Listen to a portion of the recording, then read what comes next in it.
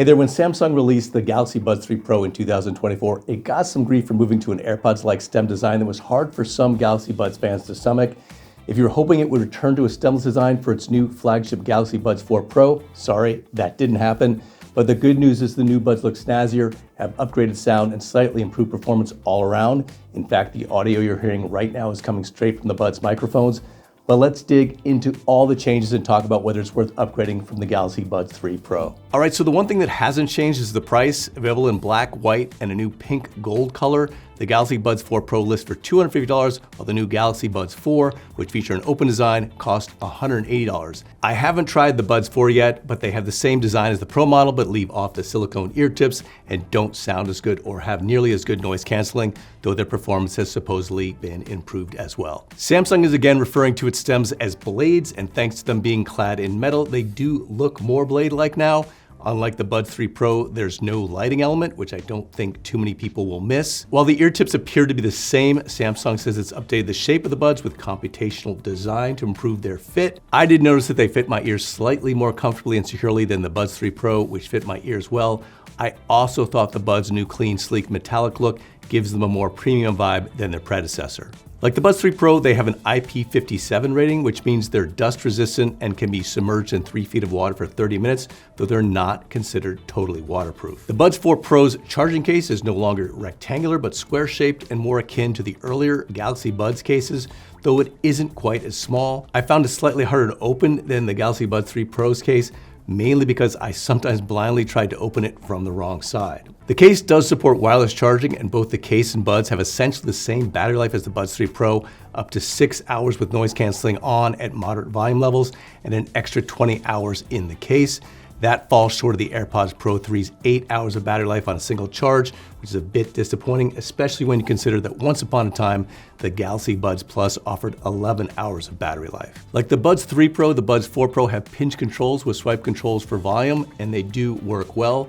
One of the more underrated features of the Buds 3 Pro was their built-in voice controls, and the Buds 4 Pro have them as well. Play music, next song. Volume up. You have to activate them in the Samsung Wearable app, but once you do, they work with whatever device you're using them with, including iPhones. The Buds 4 Pro have a robust feature set and have all the same features as the Buds 3 Pro, but instead of Bluetooth 5.4, they're equipped with Bluetooth 6.1. In many ways, they mimic the AirPods Pro 3's features with a voice detect feature that's similar to Apple's conversation awareness and Sony's speak to chat feature that turns on ambient mode and lowers the volume of your music when you start to have a conversation with someone. There's Samsung's improved adaptive noise canceling 2.0 that adjusts the noise canceling level based on environmental noise, along with an adaptive EQ mode and manual customizable equalizer settings in the app. Samsung's 360 audio with head tracking is on board, though it's exclusive to Android users, as Apple's spatial audio is exclusive to its users. While there's no multi-point Bluetooth, the Buds will automatically pair and switch between your Galaxy devices. Like the Buds 3 Pro, they support LE audio with the Auracast feature that allows you to hear Bluetooth broadcasts in public places like gyms.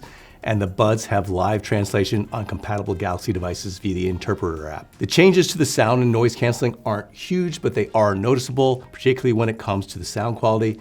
Like the Buds 3 Pro, the Buds 4 Pro are equipped with dual drivers that feature a separate woofer and a planar tweeter, but Samsung says both drivers have been upgraded.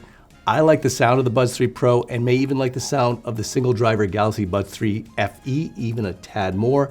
With the Buds 4 Pro, you get a bit more clarity and bass extension and slightly bigger, more open sound overall with good separation between instruments. I also thought that out of the box, the mids were a bit more forward and the sound was slightly more balanced overall. Top noise canceling earbuds like the AirPods Pro 3, Bose Quiet Comfort Ultra Earbuds 2nd Gen, and the Sony WF-1000X Mark VI all sound really good for Bluetooth earbuds, and the Galaxy Buds 4 Pro can claim a spot among the top sounding true wireless earbuds. There are subtle differences in total quality, and I slightly prefer the sound of Sony's XM6s at the moment. Their sound just seems a tad more accurate and natural, but the Buds 4 Pro sound clean and dynamic with little to no distortion, and some folks could very well prefer their sound. I'll add this, Samsung talks about the Buds supporting its seamless codec, which compresses and encodes up to 24-bit 96 kilohertz audio and is supposed to enhance sound detail. But I use the Buds with a Galaxy Flip 6 and an iPhone 16 Pro streaming Spotify lossless, and I actually thought listening with the iPhone 16 Pro, which uses the AAC codec,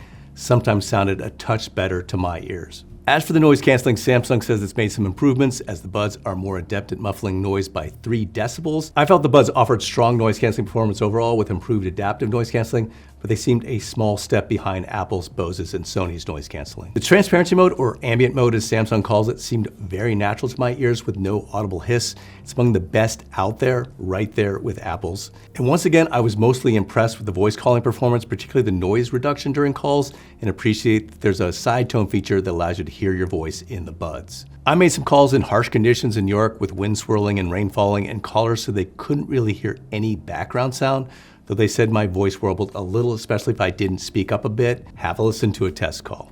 I'm in the streets of New York City. It's raining, it's cold, it's windy. I'm actually standing under an awning, talking to fellow editor Josh Goldman. Josh, how do I sound overall? There's a lot of traffic behind me. Again, quite a bit of wind, a little bit of a storm here. I wouldn't know you're on the streets of the city at all if I were talking to, well, I am talking to you. I don't hear a single thing behind you. And other than a little digital hiss when you're talking, it's basically silent. All right, thanks a lot. That's the Galaxy Buds 4 Pro in a nutshell. I do have some additional details and comparisons in my text review on CNET, but I do like what Samsung has done with this new model.